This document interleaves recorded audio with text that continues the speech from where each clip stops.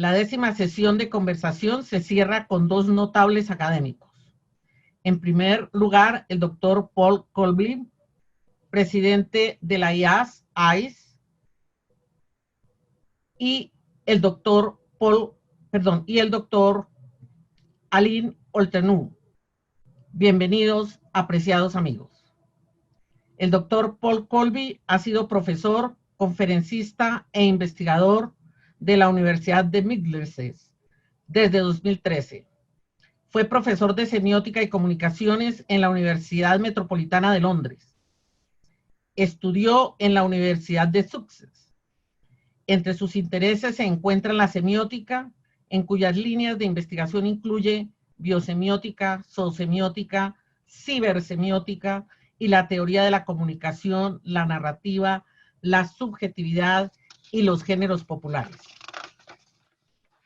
Su publicación más reciente es un capítulo del libro titulado Reimaginando la semiótica en la comunicación.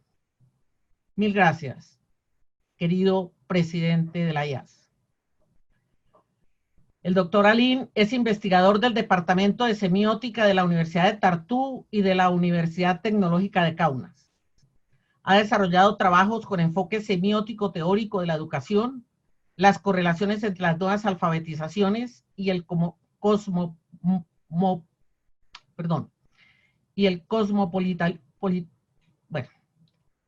las ciudades cosmopolitas, el mundo cosmopolita, y sobre el multiculturalismo. En la actualidad, su labor se centra en entender unos puentes entre las teorías biosemióticas, la ecosemiótica, en un reciente marco de estudios como el de la multimodalidad.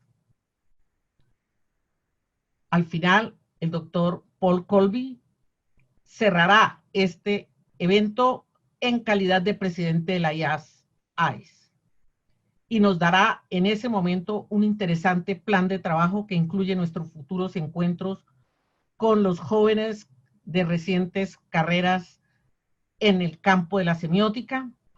Nos hablará de las actividades del colegio y de la gama de oportunidades que le ofrece la IAS a toda la comunidad de científicos y académicos de la semiótica. Bienvenidos todos. Tiene la palabra el profesor Cobley.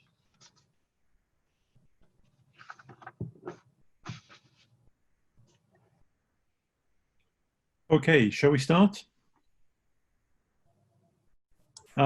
Alin, I'll probably say something first in order to get us kicked off. I'd like to introduce myself, Paul Cobley, and Alin Olteanu. Alin and I have been friends for quite a long time. I think, Alin, you're still considered to be an early career researcher. It's been some time since you completed a PhD. But would you still say that you're an ECR? Thank you. Yeah, I would say so. I've been advancing rather slowly, I think. Okay, very modest. So we will have a conversation. The title was Biosemiotics and Multiculturalism. We will try to proceed in a peripatetic way.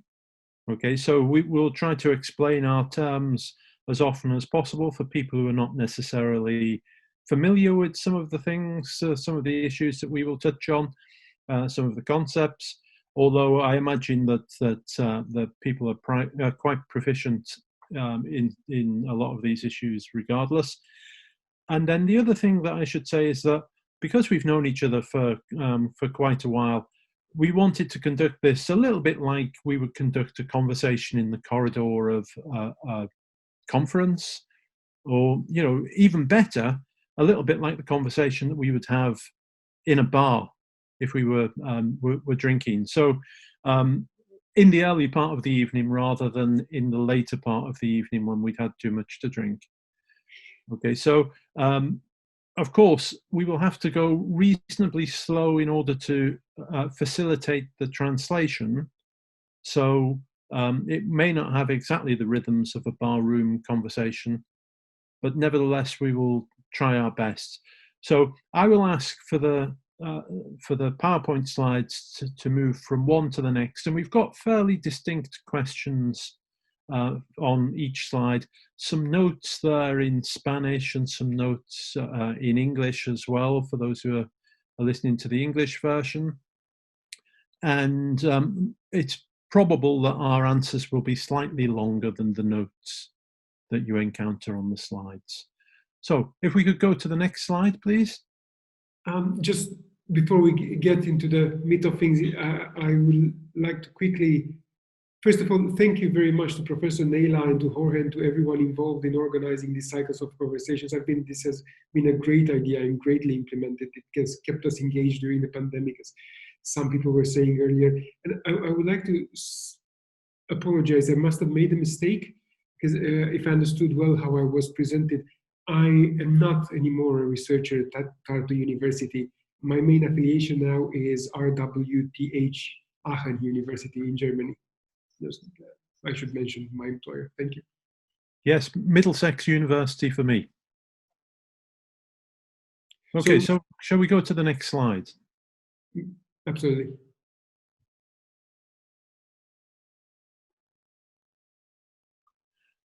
Oh, look, both of us have written books. Both of them are published by Springer. They're different because Alin's has got a red cover, mine has got a green cover. Nobody can afford to buy any of them, and I don't think that anyone has read either of them. And as a piece of advice, don't buy the red one. Don't consider buying it. Yeah, I wrote books. I'm surprised every time I'm reminded about that. So I guess that our conversation today will revolve around these two books. I also find, of course, very fortunate the topic that the organizers of the Cycle of Conversations chose in general, and particularly for this conversation, biosemiotics and multiculturalism, which for some might sound like a random coupling, biosemiotics and multiculturalism. What's the link? Well, I guess this is what I tried to. This is what I was led to explore into my book. This book was published about 2 years ago, and I started most of the work on it ended more than 2 years ago. Well, 3 years ago, really. It came out of a postdoc position that I had for 2 years at Kaunas University of Technology in Lithuania, and over there I had to work on multiculturalism, which of course is one of my interests. And in my approach to multiculturalism, I found two pillars. One is a criticism of mainstream multiculturalism that is primarily championed by two scholars, Jens Martin Eriksson and Fredrik Stjernfeldt. Fredrik Stjernfeldt, who is very well known in the world of semiotics too, but he is active in many domains of research. And the second pillar of my own work on multiculturalism is Paul's biosemiotic discussion of culture, precisely what the green book over here does. Because what I found is that culture looked at from this biosemiotic perspective as presented by Paul, manages to avoid many faults that Eriksson and Stjernfeldt found in the mainstream construals of multiculturalism and of the implementation of in its implementation in policy. I should just add something very general for our audience, Alin, and it's simply this. I think probably both of these books agree that some theories and some policies to do with multiculturalism are questionable, but one thing that unites these two books is the idea of multiculture. You know, for both of us, multiculture for reasons that we'll probably discuss, is absolutely inescapable. Yeah. Okay, so Alin, the title of this talk is Biosemiotics and Multiculturalism. The term biosemiotics, as opposed to semiotics, suggests that the two things are different. Is this true? To begin with, I think this is another common starting point in our books. I think of biosemiotics as a school of semiotics, namely that school of semiotics that is characterized by considering meaning coextensive with life. Therefore, yeah, a lot of biosemiotic studies look at meaning aside the strictly human world, but what really characterizes biosemiotics is that it looks at meaning wherever, from the perspective that meaning is a general attribute of life, in the biological sense. Let me put that a little bit more strongly. I mean, I'd say in answer to the question, is this true? I'd say no. Semiotics and biosemiotics are the same thing. Hopefully we'll be able to make a case for that in our discussion today.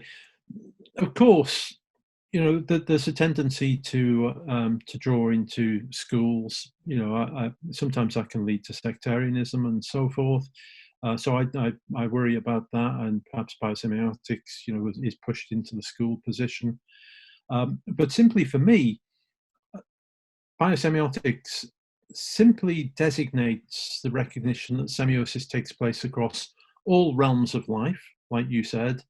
And if you compare that with some people who say that they're doing semiotics, and I do this as well, I'm often doing cultural semiotics, where I'm looking at human practices, you know, typically advertising or literature practices of that kind. There's a significant difference in outlook, but sometimes there's a very similar approach in both biosemiotics and semiotics.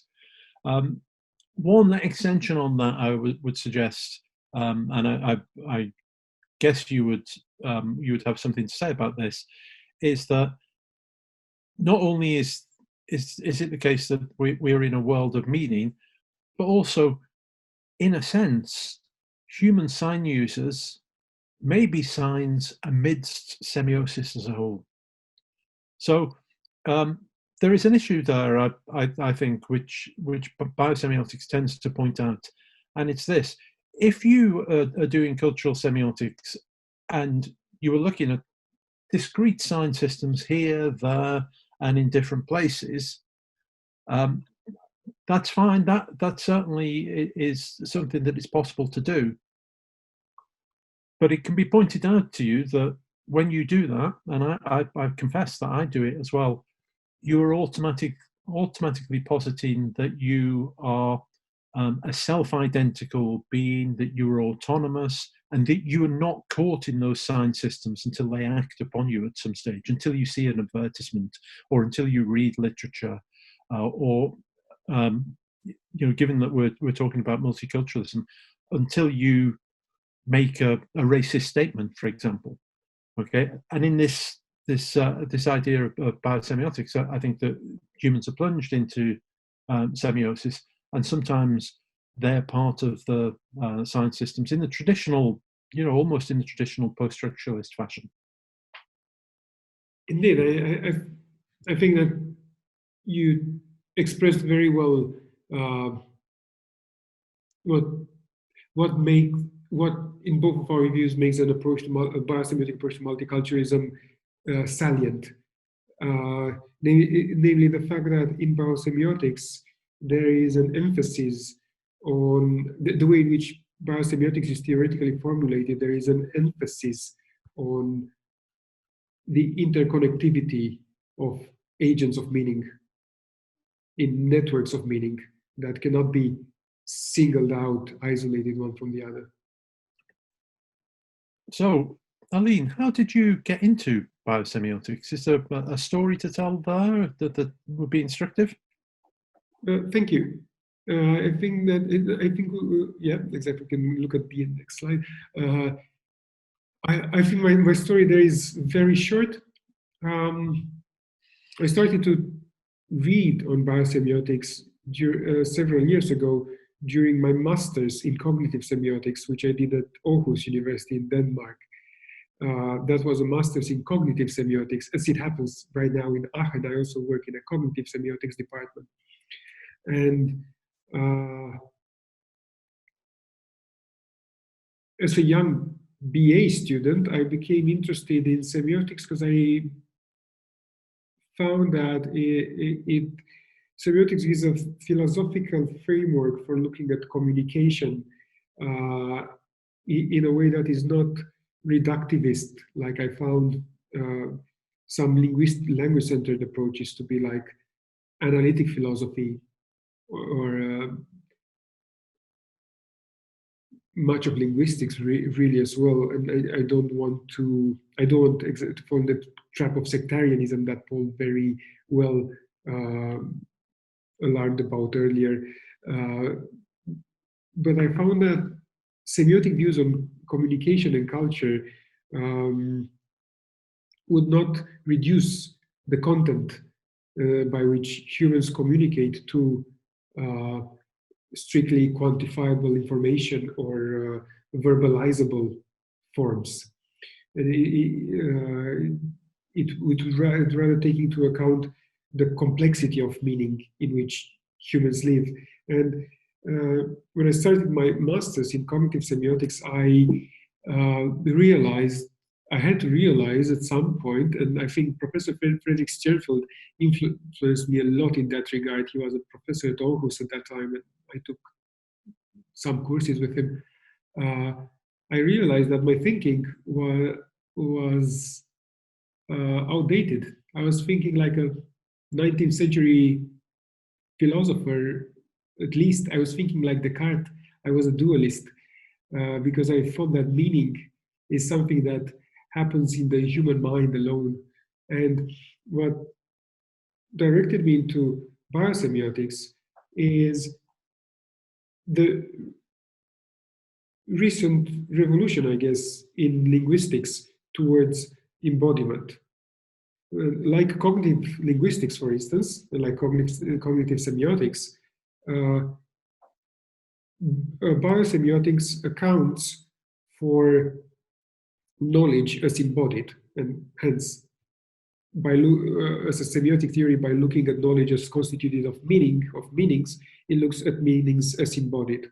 And I think that biosemiotics has another particular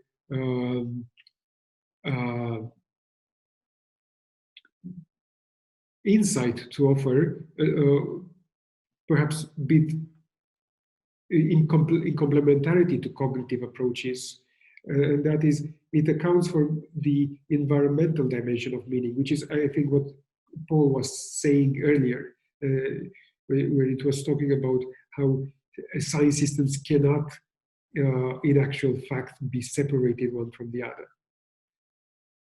And the starting point in biosemiotics of regarding environments as products of organisms' understanding of the landscape stuck to me as making a shortcut now, as a step out of modern dualism.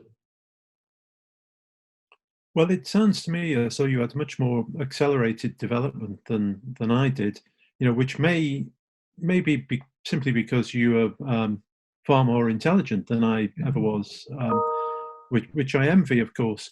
But my development is not dissimilar in that I discovered when I was at university in the 1980s, I remember, in fact, the day that someone came round to the flat where I was living as a student and told me there was this thing called semiotics. Somebody had given a lecture on Saussure, and they couldn't quite work out what it was, but they knew that it was important. And it was round about then that I also read in English translation The Name of the Rose by Umberto Eco. So when I was doing my PhD some years later, I was teaching communication studies, and although I hadn't got on to the theory of embodiment, I did realize, very slowly, that we were teaching communication studies as though you could analyze a cultural artifact, and then once that's done, you could go home and rest. You needn't think about semiosis after that at all. Then in the early 90s, I started to, late 80s, early 90s, I started to read Tom Seebeok's work. And I saw him I met him briefly at the IASS World Congress in Berkeley in 1994. And after seeing the kind of papers that were happening at that Congress, I thought there's no way that I can continue to say that I'm doing semiotics. It's like what I was doing was like being, it was like having a huge, massive mansion, but only occupying the little cupboard under the stairs. So for me, things changed after that. I started to read more science books. I started to read Peirce, and again, it was this issue, which will come out in our discussion of multiculturalism, about the autonomous subject. I think there's a strong connection between the idea that the autonomous subject is to be criticized as an idea, and your notion of or the theory of embodiment in general. As soon as you start to realize that there's this thing called endosemiosis, that there's signs that are happening in the body, well, the few cerebral movements that you get in cultural artifacts seem to pale into insignificance by comparison. I think that. Shall we go on to the next slide? It's an insightful story there, and I'm sure, of course, you were joking, of course, earlier, but just for clarity's sake, if there's a reason for which I found my way into biosemiotics quicker than you have, is completely circumstantial. And as I mentioned, Fredrik Schoenfeld plays a big part there, and among some others, you also play an important role there. You're kind. Right. So, do you consider yourself, therefore, a semiotician or a biosemiotician? Right. As I put it on the slide in so many words, Umberto Eco was a semiotician. Seebeok probably goes by the label of both, right? Because as you said, I think you are following Seebeok when you say, as you said earlier, that the biosemiotics is semiotics. And I consider myself just a bloke, just a guy, just a dude. Why? Because I think that the really big names that define the discipline, we can label them as semioticians, as philosophers, as whatever they should be labeled as. But in my yet early career stage, there's a danger in labeling.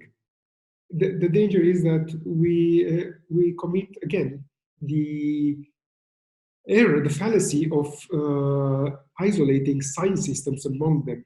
And it's hubris, isn't it, that makes us do that? Am I a semiotician?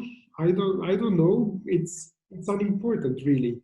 Umberto Eco was a semiotician because semiotics would look very different today without him, but not because of who he was, if that makes sense. And was my contribution to any discipline so far is very limited. And I notice how we often have the tendency to be labeled experts, professionals in this or that field, and we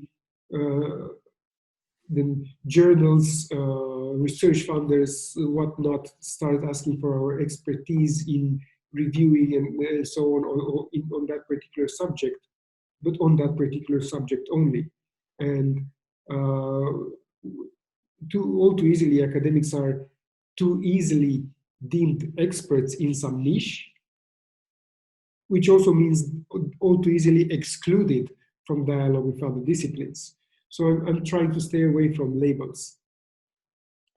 Well, I fully understand that. And I agree with that. Although I would tend to say that I was a semiotician, not a biosemiotician so much, a semiotician, only insofar as I hang on the coattails of all the people who do really good work. I mean, the most brilliant person I ever met was Tom Seebiok. But Tom Seebiok, one of the things that made him brilliant was that he knew that he couldn't do all the work. He wanted a network. He wanted a global network of scholars working on the project of semiotics. And I think it's the only way forward. That's why he was very interested in people who are conveners, like the conveners of this series of seminars. So I would only say, yes, I'm a semiotician in that sense.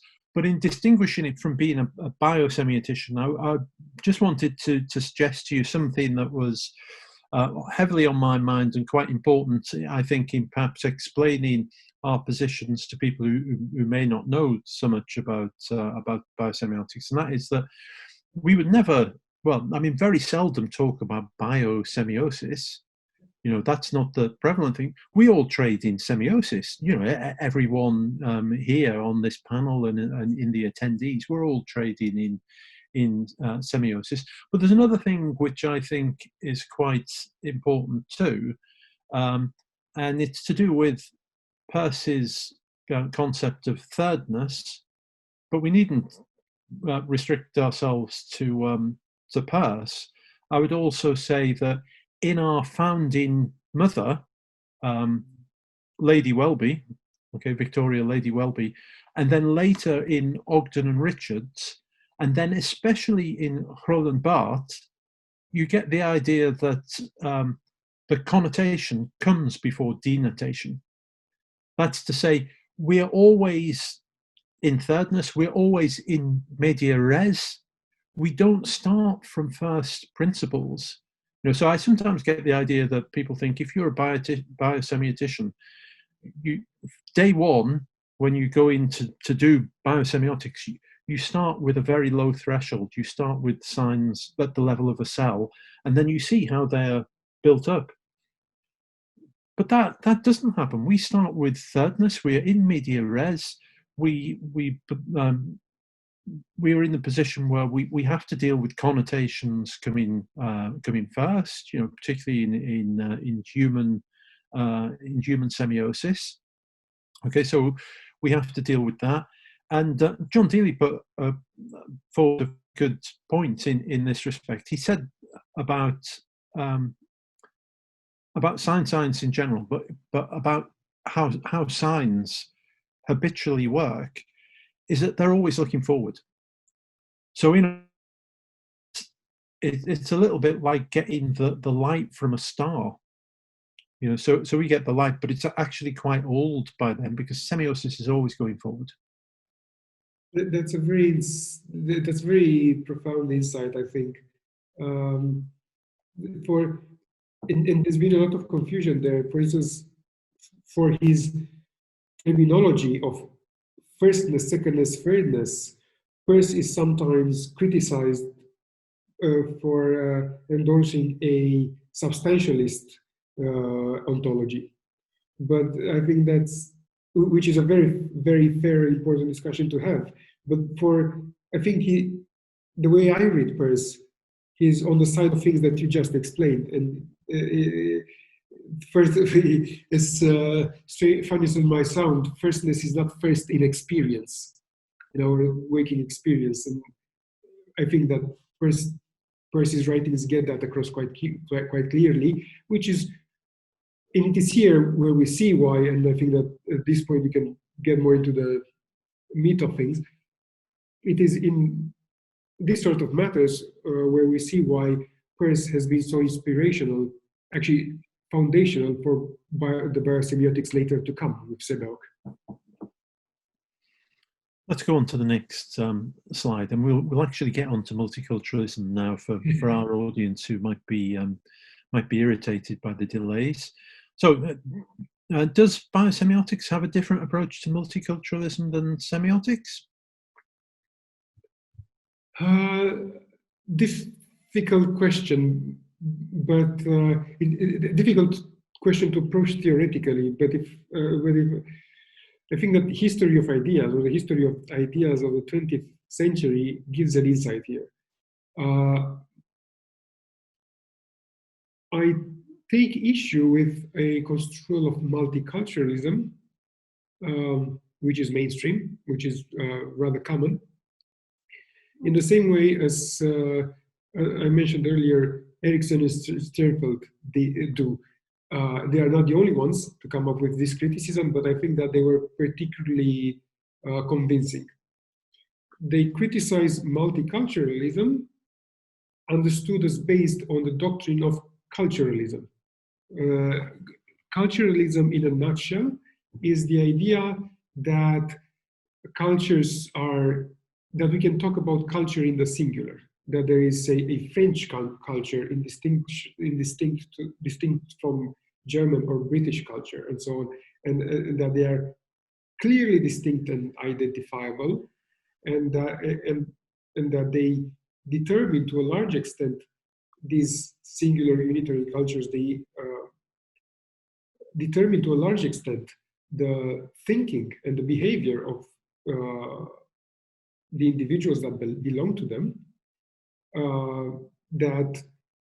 And therefore, it's the doctrine that culturalism is possible leads to an idea of multiculturalism as a sum of distinct cultures coexisting along each other.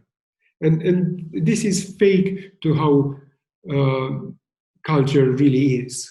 Not that I can say how culture really is, but what I can say is that the borders that classic anthropology has drawn between supposed cultures are artificial. By now we know there's actually no empirical foundation for differentiating cultures one from the other. We can, of course, we can pick up different cultural habits here from there, different cultural elements, but not, there is no empirical foundation to account for boundaries between cultures as different semiotic systems.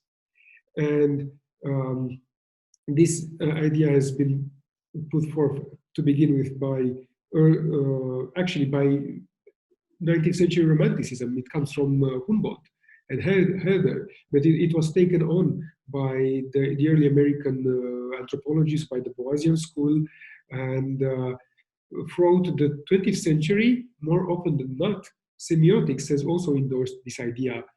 During the 20th century, much of semiotics has been highly culturally relativist and epistemologically relativist, and also language-centered. So it went hand in hand with the doctrine of culturalism.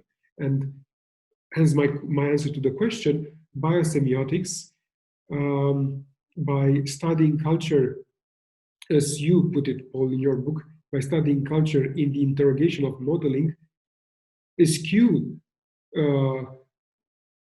culturalism, which is actually an isolationist and post-colonialist view. Well, Alin, I think you're absolutely right about that. If you look at the early volumes in semiotics, such as approaches to semiotics, that edited volume, you know, some of the conferences that were going on very much about a cultural anthropology perspective. with all the inheritances of 19th century anthropology.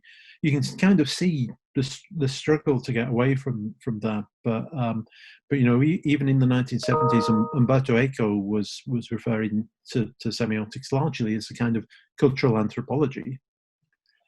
In a way, although he was torn in different directions as well. I think in Seebeok you see it probably a bit more clearly. One observation that he makes is that the culture is simply that minuscule part of nature which is compartmentalized by some anthropologists. So I think the phenomenon that you were referring to in terms of culturalism as opposed to multiculturalism, you know, multiculturalism and the theory of multiculturalism is an attempt to kind of settle its accounts with the problems thrown up with culturalism. But I think that the phenomenon that probably you and I are interested in is well, the opposing force, which is a synechist approach, or synechism in Peirce's terms. And if you remember, Peirce says that we need synechism because there's this tendency to chop things up with an axe and put them into separate parts. I mean, he's simply referring to approaches to knowledge in that respect. But it's a very potent view that, you know, we do this in folk thought, and we do this in more sanctioned scientific ways. You know, certainly in the hard sciences, you know, that was the model 100 years ago. But his synechist perspective is much more far-reaching, revolutionary in that respect. Certainly. So, I guess making a abrupt shortcut, I guess how we both see things is that by understanding culture as a product of biology, particularly of biological evolution, and see if we see a let's say vertical continuity in meaning across in meaning development across biological evolution, or in competence of meaning making, to be more precise, then that continuity is also inherited, let's say, on a horizontal axis across science systems. If we accept that culture is a product of biological evolution, then it occurs that we cannot divide the cultural world of humans and of other species into distinct, isolated science systems.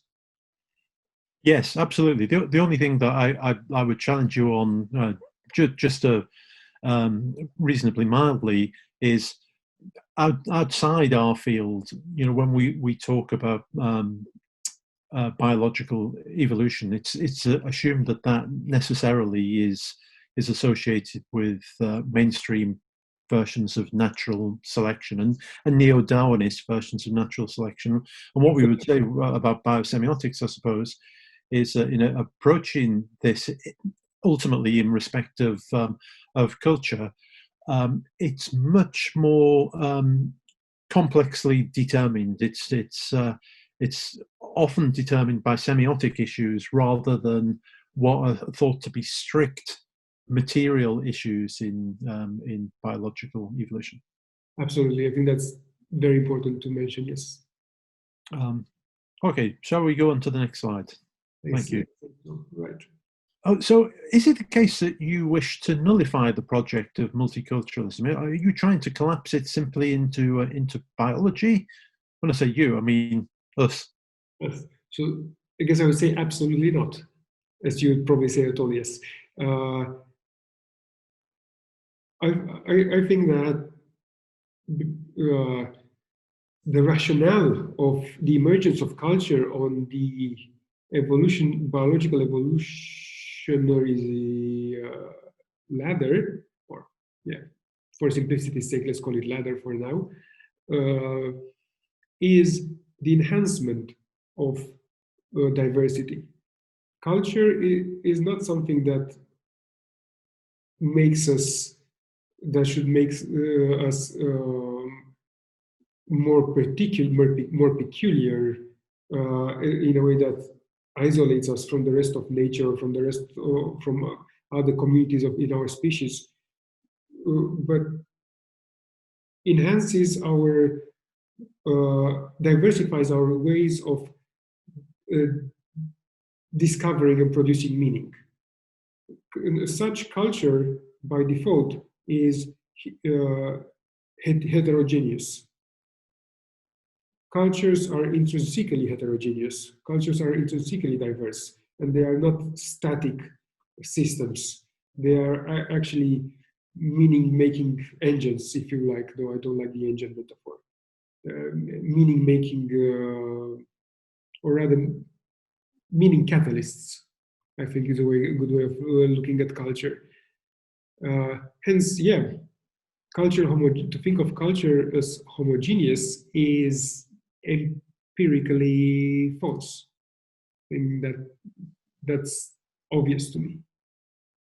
And what we should do then is not try to keep cultures homogeneous through policies.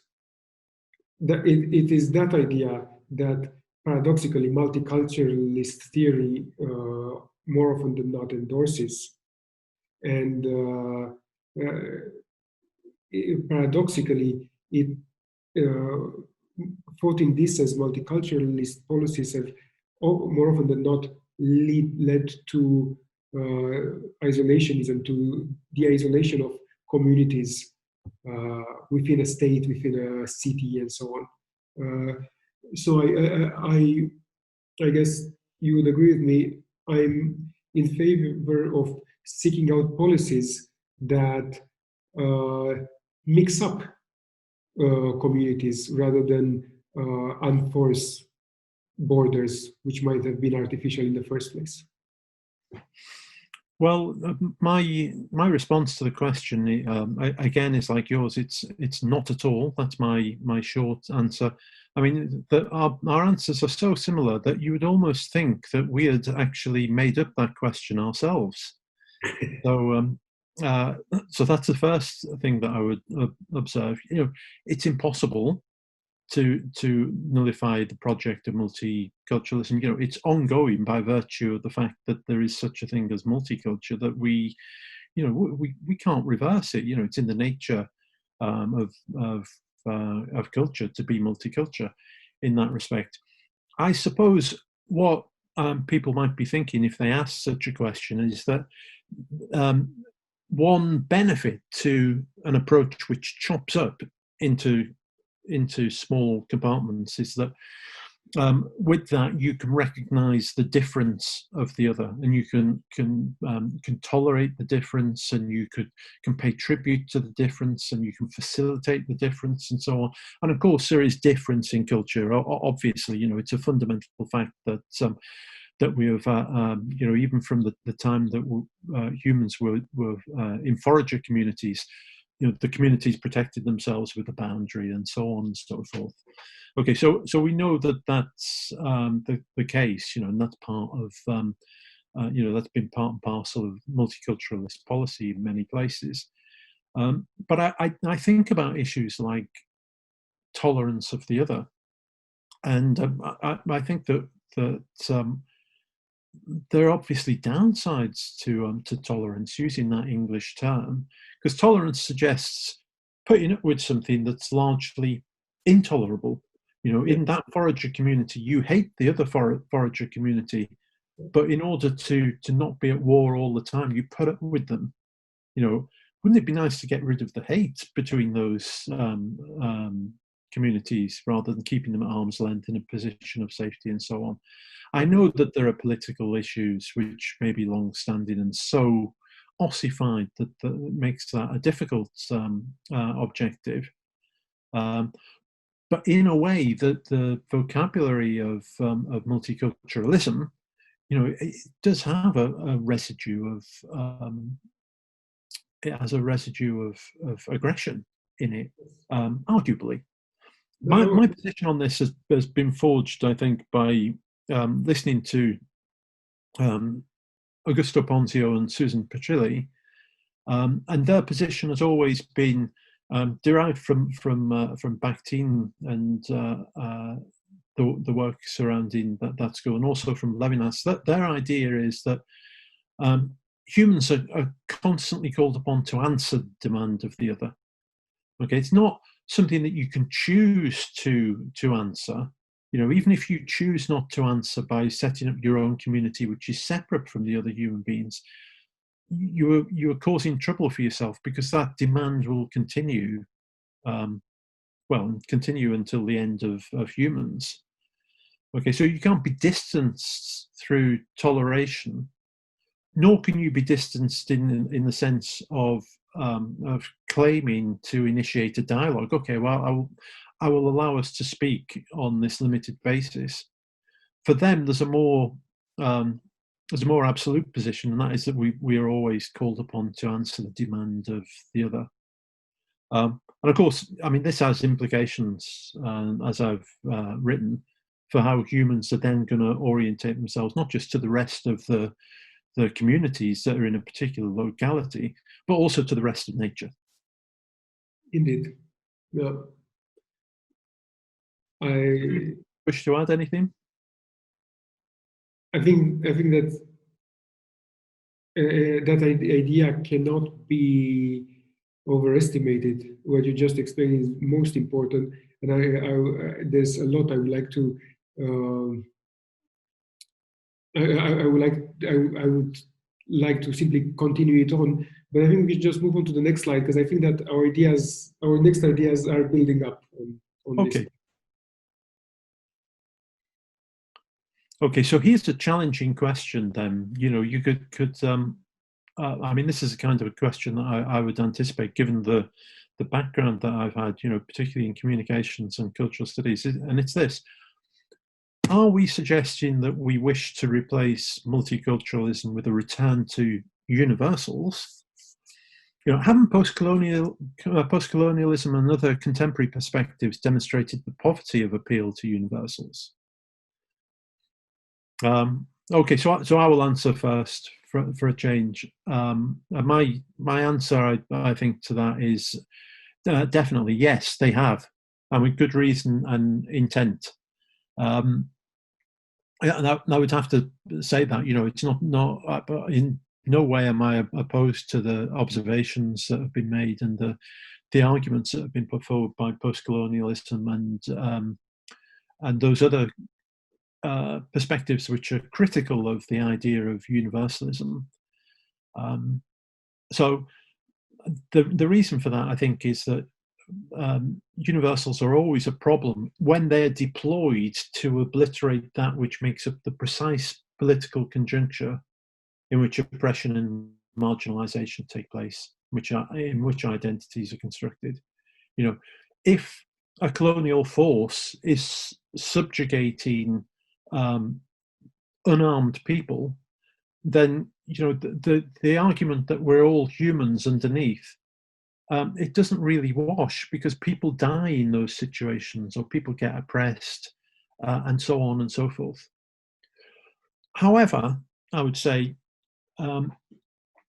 we're often dealing with universals whenever we consider what it is that humans do. I was quite influenced when I was a younger academic by a book that I read, I think it was in the late 1980s, and it was a book about essentialism, really good book, called Essentially Speaking, by a feminist theorist called Diana Fuss. And the book details the problems of essentialism chapter by chapter. And then, of course, in the final chapter, what it says, which is quite interesting, is that you have to avoid being essentialist about essentialism. And I would say the same as well in respect of universals, that universals are not necessarily automatically villains, you know, because universals are not necessarily essentially categorizable phenomena. Okay. So in biosemiotics, we have a universal, this notion that that all creatures model according to the idea of an Umwelt. And in this instance, we're talking about humans. So it's the human senses, distributed, embodied, all of those things. But in a way, when we talk about that, we're talking about a universal on the one hand, because it's something that we're saying that all humans have. But on the other hand, which makes it theoretically a challenge to keep discussing it. It's absolutely marked by intense variegation, the human Umwelt. So universalism is not, it's not a stable concept in that respect. Yep, that's an excellent idea. To continue the idea, I would say that I would point out to the fact that the assumption behind the assumption underpinning this sort of question that we are trying to answer here is that in our criticism of cultural relativism and of cultural autonomy, we risk bringing a view that justifies imposing universal rules, right? Which is exactly what post-colonialism did. And my remark to that is that, well, cultural relativism did not properly challenge essentialism. It accepted it in perhaps in different regards than than colonialism, but it didn't eradicate it. For instance, all too often it is argued from the point of view of post-colonial anthropology that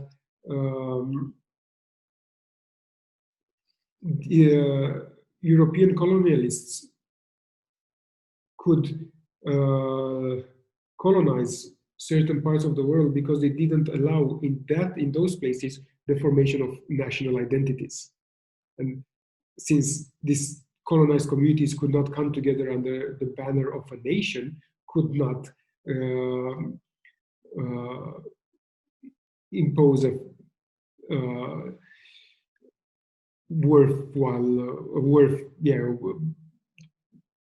proportionate challenge to the European colonizers. But the idea of nation is here construed as a universal. And I think it's very important to understand that whatever the universal is, nation, the idea of nation is not a universal of human existence or of anything. It's historically a very new idea. It's, as we historically know, one of the most dangerous and, might I say, criminal ideas. And whether one fancies the idea of nation or not, this much is clear. It is not universal. It is peculiar to European modernity, and it actually has been used to colonize. And by pressuring post-colonial communities to crystallize around national identities is not the way to empower them or to reverse colonialization. Rather, they should have the space, the intellectual space, to the cultural space to come up with, to rather develop their own senses of belonging, not the European construal of nation. So in that regard, I guess I'm defending our point of view here by saying Well, yes. First of all, we should not be essentialists about essentialism, but also our intellectual adversaries, our academic adversaries, are not anti-essentialists themselves. Yes, I mean, it's a slight jump, but since you mentioned national identity, perhaps on the next slide, we should say something about identities. So the question might follow, is identity, which is the whole idea of identity was, particularly in the last 50 years, was very much underpinned by semiotics. The semiotic elements of identity were often in theories of identity. But are we saying that that identity therefore is a matter of artifice, or to be dismissed as a kind of false consciousness? Yeah, I mean, to straightforwardly answer, if I may, accepting that I might be controversial here, my answer is yes. Identity is to be dismissed as a kind of false consciousness. And in my answer here, I think that I'm following Zygmunt Bauman's view, which I think he was explicit enough in this regard. He was dissatisfied with, or he found it important to tackle the situation to which modernity has led, of dissolving the former identities, hierarchical identities of the medieval age, but has not dissolved, but modernity did not dissolve identity altogether, the notion of identity, which again, I think, and I understand that I'm controversial here at this stage, identity as well is not a universal. Identity in the sense in which it is understood from early anthropology and further on, that identity which is, if you want, even quantified by social sciences right now, the identity that, for instance, studies on acculturation, starting with Berry, discuss. That is not a universal. It is different. Identity in that sense is different from personhood and from personal fulfillment, or from community, or from belonging to a community. And it of course, that idea of identity mixed with the idea of nation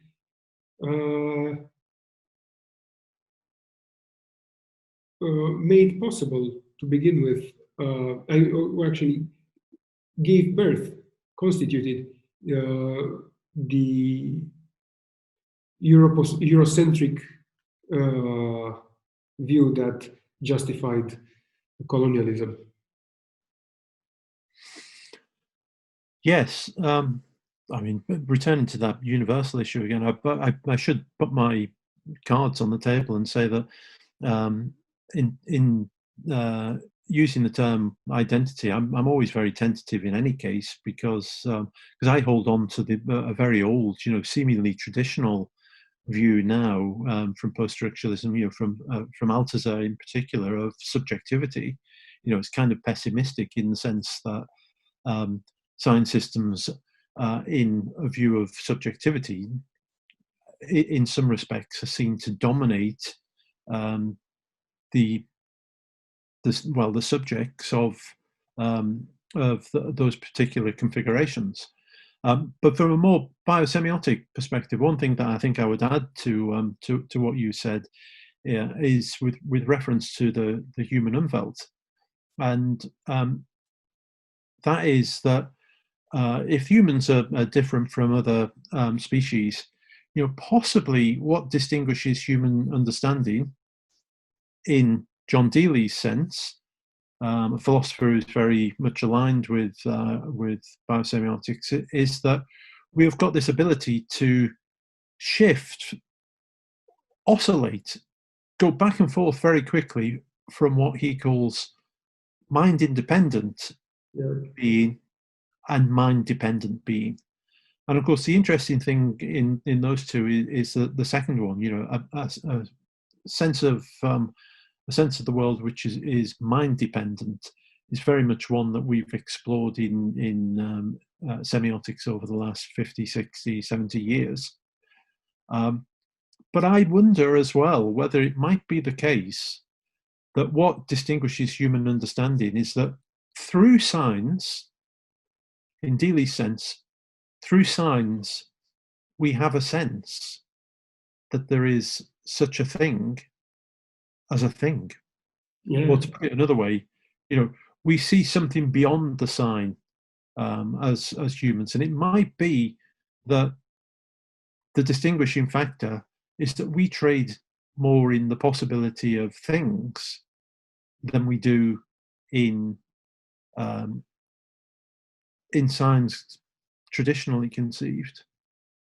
Okay, we trade in the idea that our signs might refer to something in the real world that we may not fully apprehend. Indeed.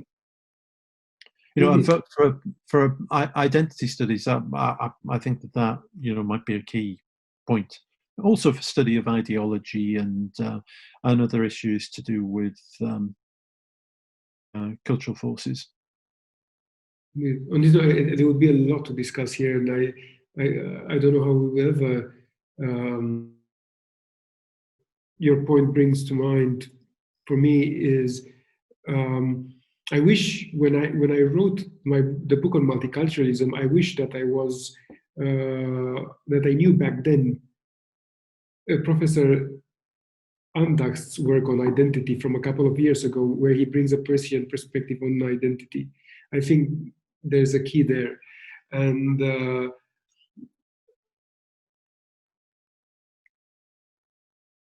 yeah, that for now I think I'll just leave it here because I risk getting sidetracked. I want to avoid that. Well, we should get on to the last slide, I guess, the final slide, the bitter end here, and then we can perhaps have at least a brief time with some of the other participants. So, I mean, just jump in a little bit, but to do with the question of identity and how it's treated. So, what we do as academics, what's the role of the humanities in a period when budgets are squeezed and the humanities are under attack from politicians and public alike? You know, how do we deal with identity in that? Yeah. Another question that I find very important, thank you. The way I would put it in so many words is that the humanities in general need to tap into the engineering of the digital age. That's the circumstantial answer that I do for now, because the humanities are now circumstantially in a crisis. I think that we should not be shy in that regard. When I say we should not be, the we means researchers in the humanities.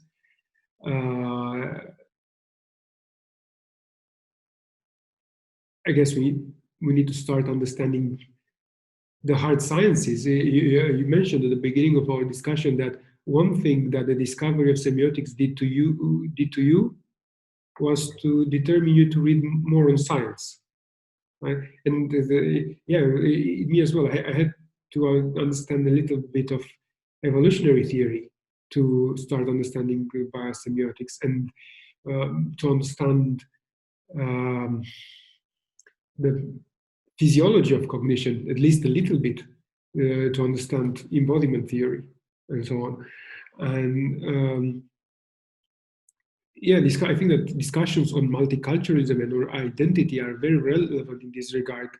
This is exactly a channel for which the humanities can jump in, the bigger discussions, because globalization goes hand in hand with digitalization, right? So I think we should contribute to understanding the emerging global communities that are delivered through digitalization. And I have some examples here. For instance, I like very much Clarice de Souza's idea of semiotic engineering, in which I'm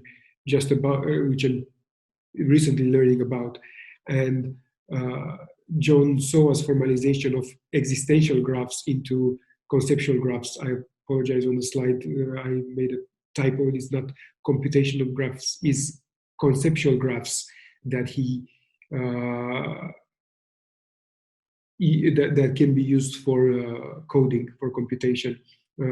Existential graphs are Charles Peirce's system of logical notations, and John Soa, a contemporary computer scientist, noticed actually a couple of decades ago that they are very good to describe the logic of computers. They're very good for dialogue with computers, to put it in that simply.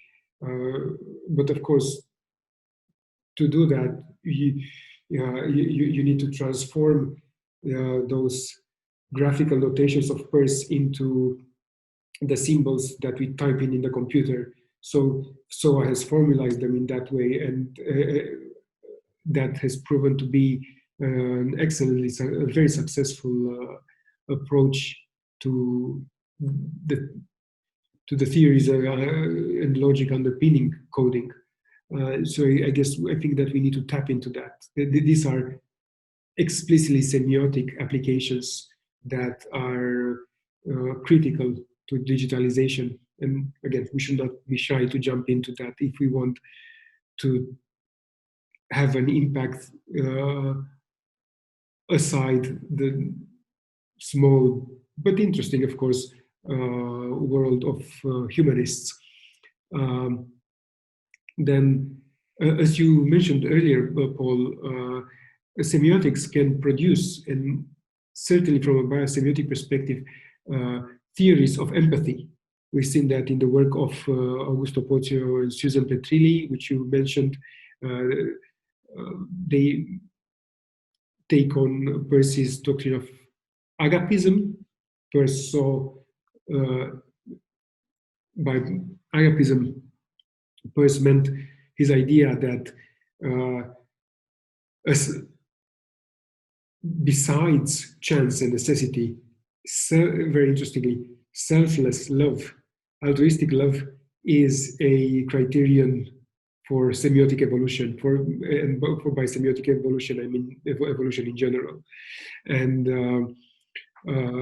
Peirce's doctrine can be pretty much labeled metaphysical speculation in this regard, but it can offer a philosophical underpinning to contemporary theories of empathy coming from the social sciences. It can offer a philosophical underpinning to contemporary empirical observations. For instance, I find one example among many, I find very prolific, Jeremy Rifkin's notion of biosphere consciousness. The socioeconomist Jeremy Rifkin considers that for a sustainable globalization, it's very important to acquire an awareness of the interconnectivity of all human beings and indeed all life forms on the earth. So how directly resonating is this with biosemiotics, and particularly with Peirce's agapism? So I think that to get to the point, in view of some biosemiotics can play its role. And I think that I only want to give this as a possible example. Biosemiotics can play a role in understanding and promoting biosphere consciousness, which collapses old notions of cultural or of strict and rigid cultural identities, not to mention cultural purity. I'm glad you said that. I just wanted to pick out something in particular in order to be as quick as possible, so we can start to field some questions. I've been looking in the sidebar and there's some interesting questions already. I just wanted to pick up on science because being from an English-speaking region, I do notice that the difference between the way science appears in English-speaking academia and elsewhere, broadly elsewhere, I would say, in that, science in English, particularly when taken from the vantage point of cultural studies and possibly the humanities in general, it's thought of as being like quite specific. It's thought of as being associated with different approaches. It's associated with institutionalization. It's associated with the hard sciences, particularly paradigms of knowledge from physics. It's associated with all the sort of things that Thomas Kuhn has already deconstructed and shown to be, rhetorical devices and so on. So there's that perspective in the English-speaking world, not exclusively, but like quite dominantly. Yet, whenever I am speaking with colleagues from outside English-speaking regions, and they're speaking to me in English, they talk about science in a much broader way. They talk about it in a way which I prefer, which is to do with rigor, to do with good procedure and so on and so on. To do with especially thinking that requires hard work. I'm constantly telling my kids, don't think lazily. Don't be guilty of lazy thinking. Now, the assault on the humanities, I think it seldom takes considered forms. The forms that it takes are always crass and philistine. You can't make money from the humanities. There's too much investment needed in the humanities. Humanities doesn't produce new technology, etc., etc. Very sort of one word or one phrase answers to the issue of the humanities. Now, I mean, that's a problem, okay? But I think that there's a bigger problem in the sense that so often the defense of the humanities in these circumstances is carried out in a similarly lazy way, but with a liberal humanist tinge. Now, there will always be a liberal humanist version of identity somewhere in the humanities because of its history, because of the way that it grew out of a humanist impetus. And so that's entrenched without a doubt. However, I would say that the worst part of that is the myth that, and this is the sort of one phrase response, the myth that the humanities should be preserved, firstly, because they make people good, okay, and then secondly, the idea that the humanities are inherently good, so we can't question the humanities. Yeah. Of course, we can question them. I think what biosemiotics contributes to the debate isn't to do with, it's more scientific in this respect, more rigorous in this respect. It's not to do with what's good and what's bad. Instead, it's concerned with the role of the humanities in respect of comparative Umwelten. Okay, the arts and humanities, to put it in a soundbite or in as simple a form as possible, without indulging in lazy thinking, the arts and humanities are central to the future of modelling on planet Earth. Exactly. To modelling in an academic sense and also in the world out there. Humanities, what has been called humanities, what comes out of that tradition, the intellectual tradition, has much to say about how we arrived at the Anthropocene as a human remodeling of the Holocene. There are three excellent questions that I saw in the Q&A sidebar. Yes, I see. Are you happy to answer them in their entirety rather than me? I'm happy to give it a try. I'll tell you what they are. We'll start with the first one from Elia Cornelio. it seems a bit Eurocentric to link the notion of identity exclusively to European colonialism. There must have been a sense of belonging to local communities before the emergence of the nation state, right? So, well, good point. Yeah, Alin, do you know the answer to this? I don't know the answer to this. I think it's a very important note to make. So thank you very much for this question. Yeah, so it seems a bit Eurocentric to link the notion of identity exclusively to European colonialism. So I think that's an important remark, and you got me a bit offside there. I rushed when I say that, as you asked me that. I understand. Thank you very much for the question, because it's not unlikely at all that the same or a very similar concept emerged somewhere else. But I don't know if it actually did. But the possibility, the competence, not the competence, the likelihood that some non-European communities had a similar way of organizing themselves should not be excluded. Yes, by all means. Now, I do not know. I mean, of course, now the concept of nation is well acknowledged and assumed, unfortunately, I would say, pretty much everywhere, almost everywhere outside Europe. But I think that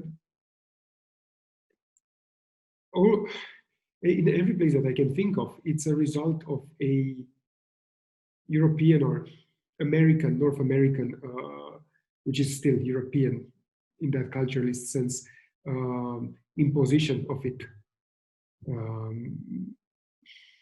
Would you know, Paul, to give an example?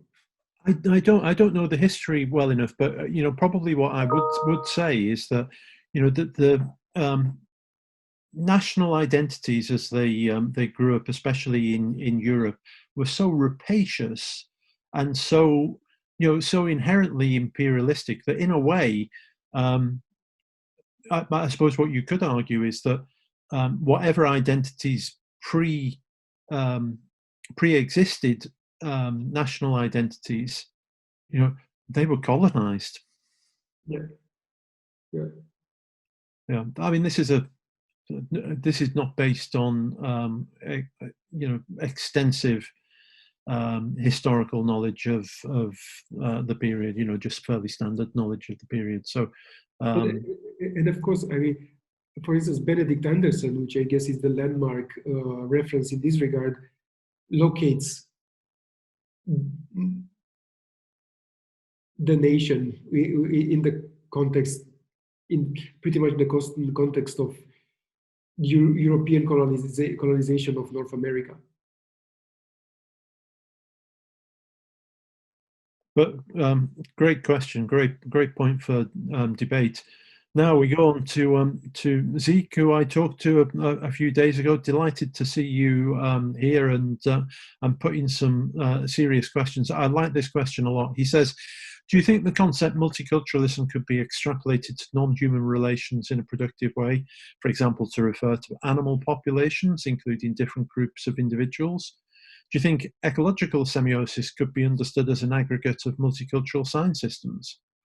So challenging, but not just provocative, quite stimulating. Yeah, indeed. I think I have certainly not complete, but immediate remark to make. Thank you very much for the question. I think we don't. I need some time to think on it, but the way I feel about it now, I don't think that the concept of multiculturalism could or should be extrapolated to non-human relations, yeah. But that keeping in mind that culture is a means by which natural evolution catalyzes meaning diversities, catalyzes semiotic competencies, we're prone to accept that non-human species that have culture show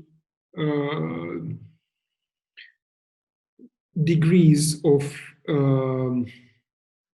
semiotic diversity, if that makes sense. So I don't know how being a bit humoristic now, I don't know how you would use multiculturalism to mitigate between two colonies of ants that go at war with each other. But I think that keeping in mind that yeah, but I think that you're right that this is the key there, right? That ecological semiosis, which we can have an idea of what we mean by it, can be understood as an aggregate of science systems which are multicultural in those human species that about which we know empirically have culture. Just to add to this, Zeke, I think it can't be answered, you know, in the space of a session like this. You know, it requires a book or a project or something. But you know, I think the issue that you raised is absolutely one central to the kind of thing that biosemiotics is trying to do, in the sense that we've alluded to the possibility of consanguinity between species on the planet. And you know, that's not just a matter of saying, aren't bonobo chimps very like humans, you know, we should take more care of them. It's about continuity across, well, I don't know how you would study it, but there may be that there are certain ways of isolating traits or characteristics across species, which might, in this argument, I can't say much more, but in this argument might in political terms be brought to fruition. Yeah, exactly. So I hope that's kind of, well, it's left the question open, but I hope it's addressed it to a certain extent. Now, I'm terrible with Polish names, so this is Maciej Biedzinski. Are communities possible from the point of view of cultures and identities being essentialist, or is there simply a community? If so, how does such a community give ontological grounding to individuals? Brilliant. That's kind of thing that I would have read in Diana Fuss's book. So I don't know is my answer to that, but it's a good question. Alin, did you wish to respond? Brilliant question indeed. Thank you. It helps me understand the implications of the arguments that we discussed. I'll simply try to give opinions for the sake of sharing my opinions. Are communities possible from the point of view of cultures and identities being essentialist? No, it kills.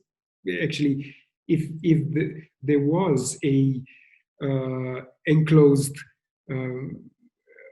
culture in an essentialist sense, with a mono identity of the sorts corresponding, I think community would not be possible. Just in the same way in which, if we could communicate with absolute precision, we could not communicate.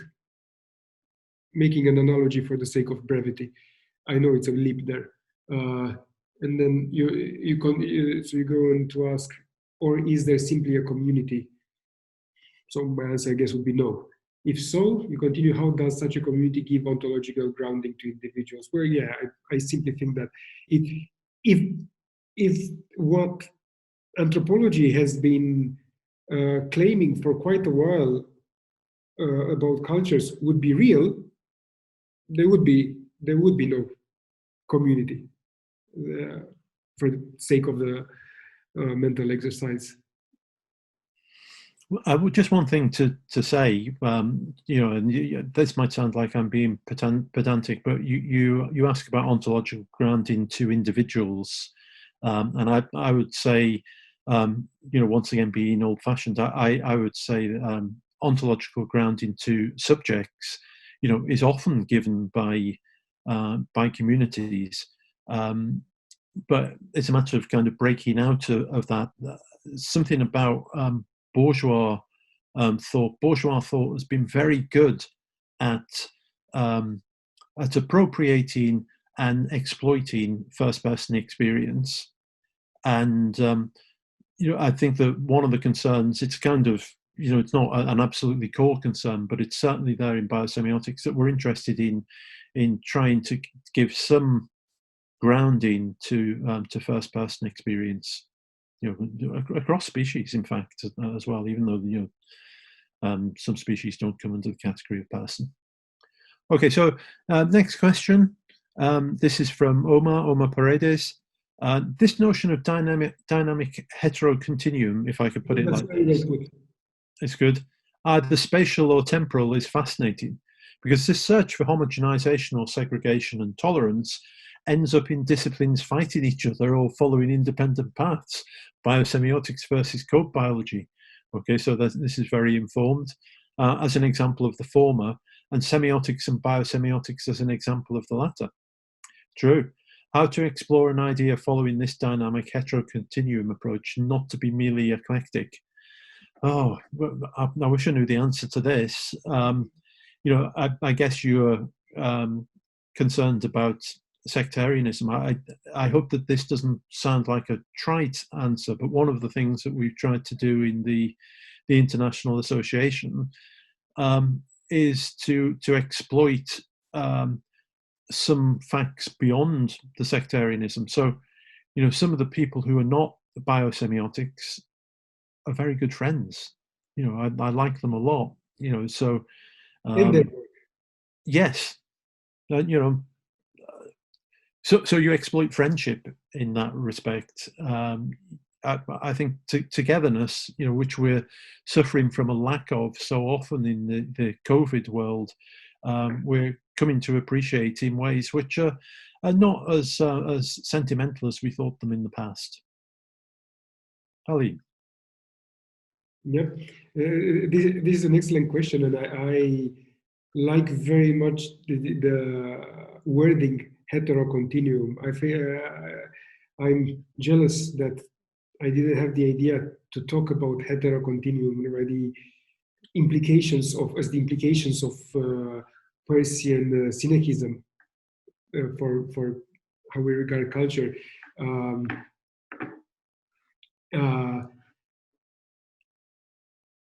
Your question reminds me of a paper that I find very inspiring by Susan Gall and Judith Irvine from the 90s. The paper is called "The Boundaries of Language and Disciplines: How Ideologies Construct Difference." It's very likely that many people are familiar with the paper. It has been quite impactful. And Gall and Irvine in this paper take a Persian perspective to criticize the negative consequences to criticize the compartmentalization of humanities and social sciences, and point out to the epistemological problems that this compartmentalization brings. And when I read that paper, I sometimes get lost, as the title of the paper says. The title of the paper reads, again, "Boundaries of Languages and Disciplines." Sometimes when in this paper, I get lost and I don't know anymore whether Gall and Irvine are discussing differences between academic paradigms or cultural ideologies, which is to say they're doing both in the direction, I think, in which this very well put question brings. Yeah, much less than all. Alin, we've got two more questions, and I after what I've just said, I'm ashamed to say that they're both from very good friends of mine. I wonder if it'd be possible to allow Jose Enrique Finol to speak on screen, because he's got his hand up. That would be very good. Okay, is that possible? Yeah, let me see explore it. Nicolás, ¿estás allí? Claro que sí, cuéntame. Por favor, ¿me puedes subir al profesor José Enrique Finol? Paul, don't forget we need to have the closer. So yes, I know we're already very late, aren't we? Let's take a few questions quick because I'm interested to hear them. Yes, just let me know when I projected the slide. Okay. Jose Enrique? Jose Enrique. Hello, Paul. Hi, good to hear you. Hope you're well. Very nice to see you, and it's a pleasure to hear you in this conversation. Since we have just a few minutes, I would like to say just two things. The first one is, well, I disagree absolutely with Alin. I think that identity is a concept based on empirical facts that operates against alterity because people recognize themselves as having common traits with other people, and at the same time they recognize themselves as having difference with other groups of people. And so I think that the concept of identity cannot be related to false conscience, as Bowman says. So I think that this concept is very useful if we try to develop in a deeper way. For example, when talking about multiculturalism, I think that it is necessary to deepen this concept, maybe talking about interculturality, transculturality, because sometimes we are caught in these terms of oppositions, and we forget to see what is in the middle of those concepts, and we forget to see the dynamic of these concepts. And I would like to hear your comments about that. But finally, I will say that I have enjoyed both communication, but the dialogue has been wonderful, and I congratulate you for your participation. I have been very happy listening to your ideas, and I have provoked on my own work a very interesting reflection, I think. Thank a lot. I think I speak for all the audience. Has been very, very interesting. Thank you. Thank you. Thanks a lot. Thank you, Jose Enrique. You're kind. We will probably have to wrap up quite quickly, so I would like to address your question, but I'm aware that there are questions, a very difficult one from my friend Seema Kamvalka, in which she asks about essentialism and biosemiotics being reconciled, particularly in Asian countries. There's one from Jorge about universality and ways of materializing people's feelings, and then one from Natasha Lakovich, which is extremely interesting question about translating complex and random relational and system awareness approaches in teaching and pedagogy, especially online. So very topical in that respect. We will try to get to you, I think, after this session's finished. We'll try to get to you by email, or because we'd certainly like to discuss those questions. But if I could just say something about Jose Enrique's intervention, I think absolutely right. I think what you said in some ways acts as a very important corrective to perhaps those moments when we were more excessive about the expansive possibilities of getting beyond a kind of chopping up perspective, perspective on culture, which is not synarchistic. I think particularly being an old post-structuralist as well, I think what is in the margins, what is between boundaries, what is left over all the time in all cultural approaches, including possibly those that we are espousing in some respects here, is extremely important, extremely important for the future as well, because it's a herald of what is to come quite frequently. And, you can see that in a lot of movements that we're experiencing now on planet Earth. Alin. Thank you very much. Thank you very much to Professor Finol for this question. I'll try to briefly answer. This is a very important question because it helps me clarify where I stand in this regard. So I would claim that that so far we haven't been presented with empirical evidence to acknowledge, to justify a notion such as a semiotic boundary, the boundary between two semiotic systems. But I know, yes, the concept of identity, as mostly used in the humanities and social sciences, is rooted in empirical research and empirical observation.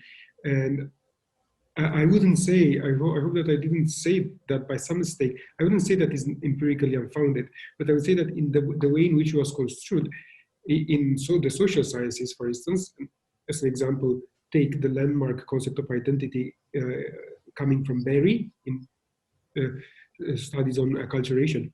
That concept of identity, which is empirically based, it has been developed in light of a flawed assumption in the humanities. It has been taken over from anthropology, which took it over from 19th century Romanticism. And I think that the way in which it has been dealt with for a long time, even if based on empirical observation, has been theoretically flawed. Because it started with the assumption of the possibility to clearly separate, in our terms, semiotic systems and therefore identities corresponding to them. And very interestingly, it is more recent empirical research that does not completely undermine, indeed, that notion of identity, the empirical reality of it, but has pointed out to contradictions that it generated in theory. I hope I'm managing to answer. Alin, thank you very much for that. I'm sorry to bring this part of our discussion to an end, but what I am forced to do, I think now, because time is tight, I have an announcement to make, and I wonder if it'd be possible first for Jorge to share the screen, which he has. I would like to make this announcement with Maria as well. Maria, are you able to speak? You're on mute, Maria. Okay, possibly. Sorry, I'm here. Oh, you're there. Okay, good. I thought you were Yes. on mute. Sorry. So let's make an announcement now, and then I have a further announcement in the way of closing the session and closing the series. But amongst all the people to whom we've given acknowledgements, and we've heard those, and there have been lists of those. I won't go through them again because it's getting late. But I'm extremely grateful to everybody that's been involved in this. But above all, I should say something about Neil Pardo, because we met 6 or 7 years ago, and I must admit, when we met in a social situation, and I liked her immensely because she was very funny and she thought that I was funny. So that was great to meet on a social basis. But then I went to see a paper that she gave and it was fantastic. And then a few years ago, I went to see the FELS conference. I attended the FELS conference in Bogota, and I was absolutely staggered with the magnitude of that event, the excellence of the event, and the tour de force of organization that it must have taken. So we're dealing with somebody who is really formidable here. And I think it's with every appropriateness that she is to be awarded officially this token of gratitude, which is a certificate of appreciation. Maria, would you like to add anything? Yes, thank you, Paul. Can you hear me? Yes, perfectly. Oh, great. So I'd like to read a text that Jorge and I wrote together for Neila. Dr. Neila Graciela Pardo Abril is a professor at the Faculty of Humanities at the National University of Colombia in Bogotá. She is currently the Vice President for the Americas of the International Association for Semiotic Studies. She has been the President of the Latin American Federation of Semiotics and of the Colombian Association of Semiotics. She is very dedicated to her students and her research team and colleagues. She has developed several studies with international scholars in the field of violence, forced displacement, and consequences of wars in countries where inequality have been a constant problem. She has brought together all of us, the early career researchers in semiotic studies around the world, aiming at building a strong network to promote meaningful and critical discussions of social and communicational problems under a semiotic perspective. Last year, in the World Congress of Semiotics in Buenos Aires, Professor Neila encouraged the association to recognize the relevance of the management and reunion of the early career researchers as a sign of the change which our international association needed for its future. So she has opened the doors for the new ways of thinking and researching new perspectives that semiotic studies may add to the exploration of the present and complex global scenario. So we would like to thank you, Neila, very much for all your contribution to our reunion. We are very happy to be together. Jorge has also, I don't know if everybody is already connected to us, but I'd like to reinforce that we have a group in WhatsApp that if anybody that's here today is not connected to us, please write us an email and get connected. Stay in touch. Thank you very much, Maria. Thank you. Dear Paul, dear all, thank you very much. I'm very touched by such a beautiful detail that I do not deserve. This has been a team for. Thank you. Thank you very much. I can't talk more. Thank you. Okay, so Neila, you know how we feel.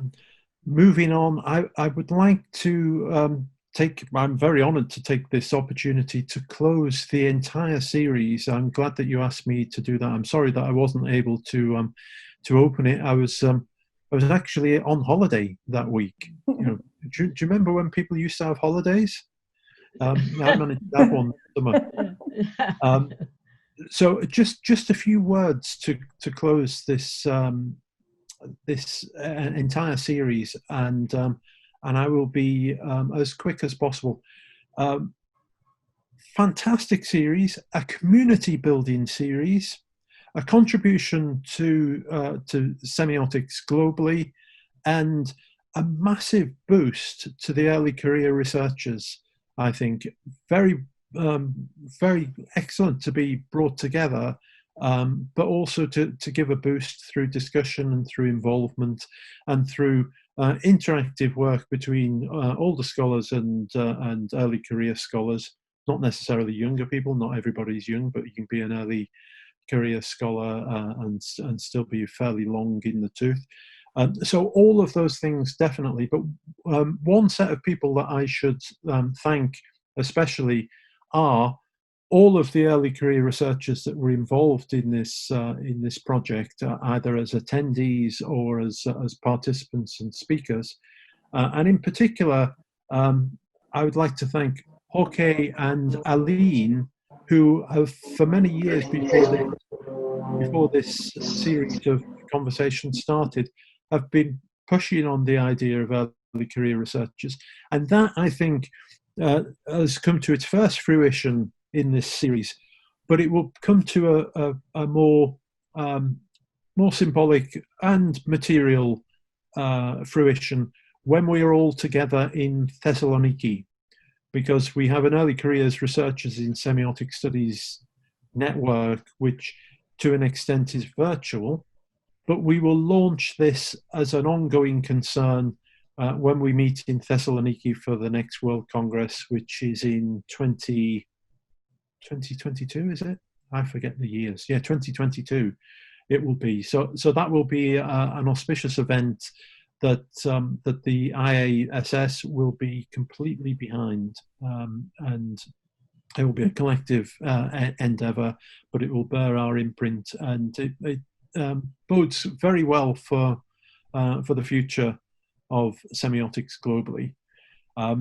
Just one final plea. This might seem a little bit mercenary to suggest this, but if there is anybody here who hasn't become a member of the International Association for Semiotic Studies, I would like to urge you to do so, not because it brings urgent funds into the organization. I mean, it does to a certain extent, but it's extremely cheap. It's about 4 times cheaper than most scholarly associations, 25 euros to join, and you get some benefits from De Gruyter for joining the IASS.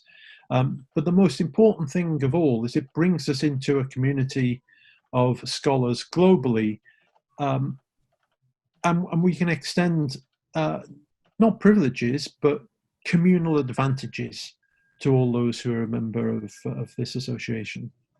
We've got quite a distinguished history, and we need you to make a distinguished future as well. Is there anything else that I should add, Nela, Maria? Thank you. I guess people are tired now. I have just received this in this moment. It's I don't know. It's quite it's beautiful detail that I don't know. I think it's one recognition for the world team. I compare it to all, for my college, for Jorge, for all the people who implied in this project. Thank you very much. Thank you, thank you. Thank you. As president, I will give the final thank you. I look forward to us being reunited, but insofar as we've been united in our cause on this occasion, it's been a quite beautiful experience, and I'm grateful for it. I'm grateful for all of your participation. Thank you. I'm very nervous. I can't to talk more. Thank you very much. Thank you very much. Thank you, thank you. Thank Maria, you thank you very much for all. Alin, thank you very much. Thank you. At last but not least, I want also to thank you in the name of our faculty, the education faculty of the University of Antioquia, and of the bottom of my heart, I'm very proud of this kind of academic events. Thank you. Thank you, Cecilia. Thank you very much.